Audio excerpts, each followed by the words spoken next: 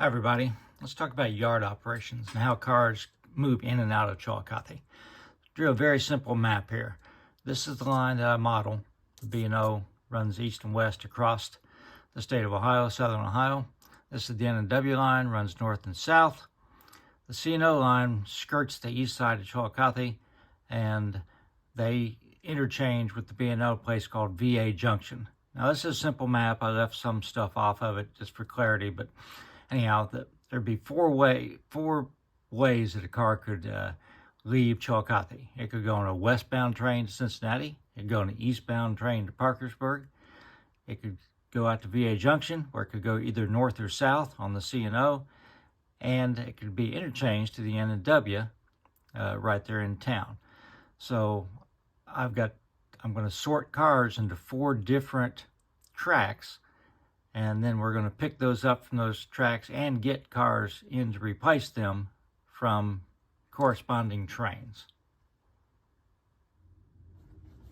So to explain this, I've got some colored dots on the cars. I'm only doing this one time. I'm not going to put colored dots on the cars. I know there's some people that, used to put washers on the cars and tell car routing and all that. This is just to help explain. So basically the blue, cars with the blue, like this DT&I, is headed west to Cincinnati to go back to the DT&I. The red, is going to go to the old C&O, VA Junction, where it could go either north or south. The orange will be N&W. It'll go to the N&W interchange. Eventually, I'm going to have a N&W locomotive that'll come out of staging, deliver cars, and pick up cars to the yard. I don't have one right now. And finally, the green cars are going east to Parkersburg. Now, I just made all this up. Now, I tried to sort of use logic, like, okay, the blue cars had 2 L&N and DT&I. They would probably go west to Cincinnati to interchange with the DT&I and the L&N. But the N&W cars obviously would go back to the N&W interchange most of the time. There's some exceptions to some of these rules, because if the N&W car was loaded, like in the case of these 2 cars, the N&W car was loaded with clay in one of them, and then the other one is bricks. Now, depending on where they're going, they could stay on the B&O for a while. So, and the car on the end with no mark, that is an empty car that we got from ITT Grinnell. So it doesn't make sense to ship it anywhere, because we're going to need an empty box car at some point to go back to Oak Hill. So we're just going to keep it in the yard. So we're going to switch all these cars around, get them ready to go out on trains, and then we'll simulate the trains picking them up and delivering new cars on JMRI. Now, in reality, you see me run these, operations. Like, in reality, Oak Hill and Chillicothe are running simultaneously in real life. It's not like, they run every other day. Chillicothe one day and Oak Hill the next day. So all this stuff is happening simultaneously. When the cars would get back from Chillicothe Yard, there's a yard switcher that's already started classifying the cars. So I can't do that. I don't have, I'm just a one-man operation. So I'm just going to show it bit by bit. So let's start sorting the cars as to where they're going to go. We're going to use the GP7. It's a really good running locomotive. It's my favorite locomotive. Easiest thing to do, we've got a B&O boxcar empty, picked up from ITT Grinnell on the end there. So we'll just stash it on track 5, next to the caboose track.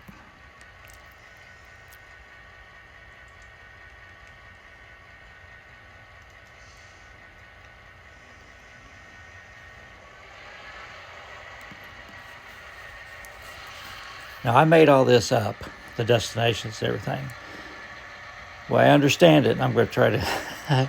Pete, if you're out there listening, the JMRI can do this. I think what I have to do, though, is I have to set destinations. When I pick up a car from Oak Hill that's loaded with bricks, it has to have a destination.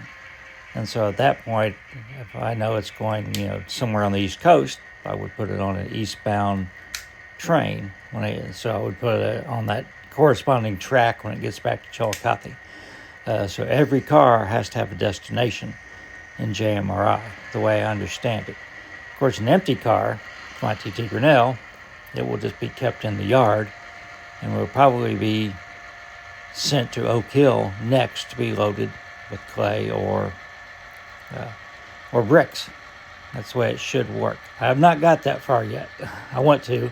I think, as I said, again, my friend Pete, the JMRI guru, can help me do this. But I just wanted to show you in my mind how it's going to work. And this will also help Pete understand what I want, whether it's feasible or not.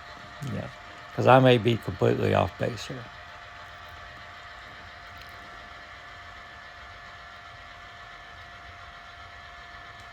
So I have bumpers at the end of every track, but cars don't go against the bumpers. Remember DJ's trains. The bumpers are not there to put cars up against. They're just there as a safety to keep the car from running off the end of the track. So I'm not running the car to the end of the track. And I'll leave all my hand motions in these so you can see what's involved in it. There was one time I think I struggled a little bit uncoupling. I got that out. Still have trouble with Atlas couplers with Microtrains couplers. They couple fine, but my Rick's pick does not want to uncouple them. I don't have that many Atlas couplers on my layout, and I actually like them myself, but a lot of people don't. So the next thing to do, I don't know if you can see from this view, is I don't have designated tracks. I don't have an eastbound track, a westbound track, an NW track, at least not this point. I may eventually get that way, but it looks like there's a bunch of cars with blue stickers on them. They're right at the ends of the train. That's just the way it worked out. So we're going to take the easy choice and just put all those cars with the blue stickers, which are going to go westbound to Cincinnati, on the next track.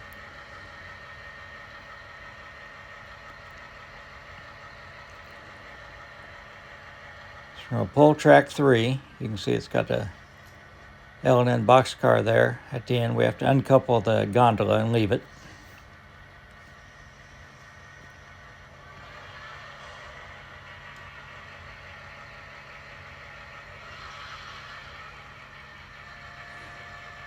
Now, I realize yard switching may not be everyone's cup of tea, so I'm a little apprehensive about how it's going to be received. So I definitely want some feedback on what you guys think about this. I don't intend to have a bunch of yard switching videos in this, but if somebody likes them, I may eventually do it. Right now, all I do is pick the cars up, put them in the storage cases, and put new cars on the tracks. I don't classify everything. That may change if we can figure out how to do it. Because I had fun doing this. I enjoyed the yard switching. But ultimately, the cars, even after I switch them in the yard, they're just going back in the box and going to be replaced with new cars coming in on a train.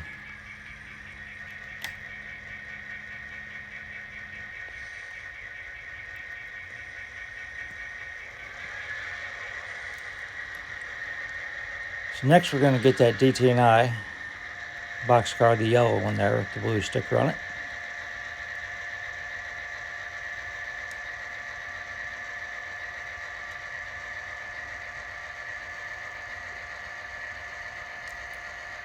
Another reason I'm using GP7 is I don't think the NW2 would. It might. I don't think I have any super long strings of cars here, but it just doesn't have the weight to pull 6 or 7 cars. So the GP7 will pull about anything.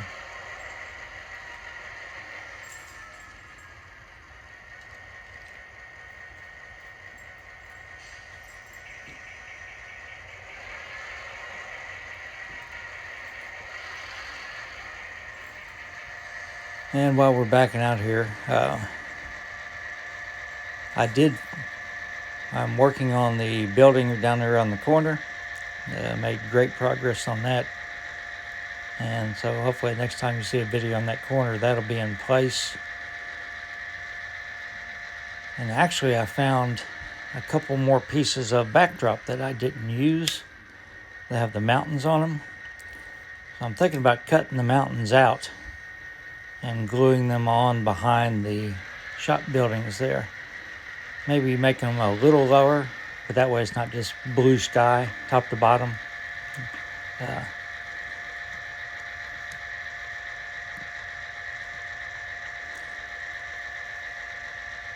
So now we're going to go in and pull the two cars on track 3. We've got another L&N boxcar, and I think that's a loaded, don't know if that's the load, no, that's the empty gondola from Union Spring. And we're going to send, these are all going to go west on a westbound train to Cincinnati. And we'll just stick them on track 4. And that's about the limit of track 4. It's about 4 cars.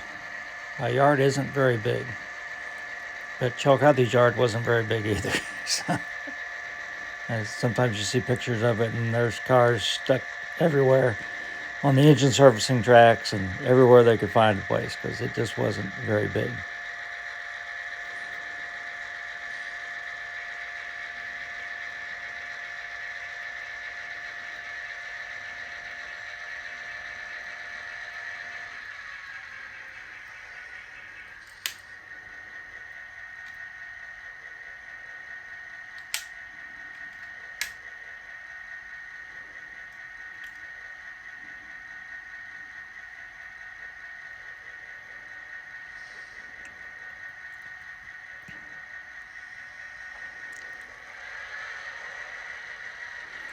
Back behind the engine, which you can't see right now, that was the last bit I needed to ballast. So the ballasting is done now. Everything's running smoothly.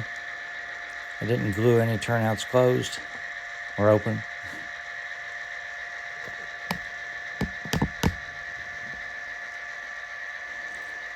So I'm back to working on that corner. You're going to see a lot of shadows.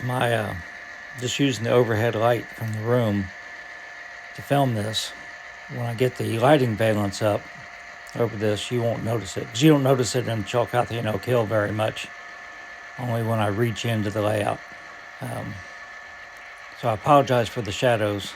That will go away eventually.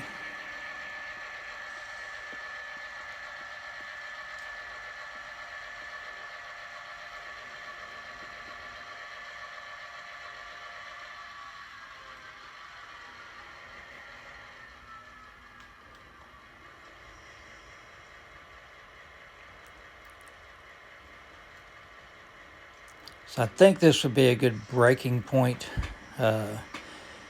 Otherwise, the video is going to be about 25 minutes long. So I think we can sort the other destinations on the Sunday video. Again, please leave me feedback on this. If you guys think this is boring, putting you to sleep, I won't do these in the future. But a lot of people said they were looking forward to the yard operations, so I wanted to at least do an explanation video of how it's going to work for me. So I hope everybody has a great Sunday, and as always, stay safe, and we'll pick up from here tomorrow.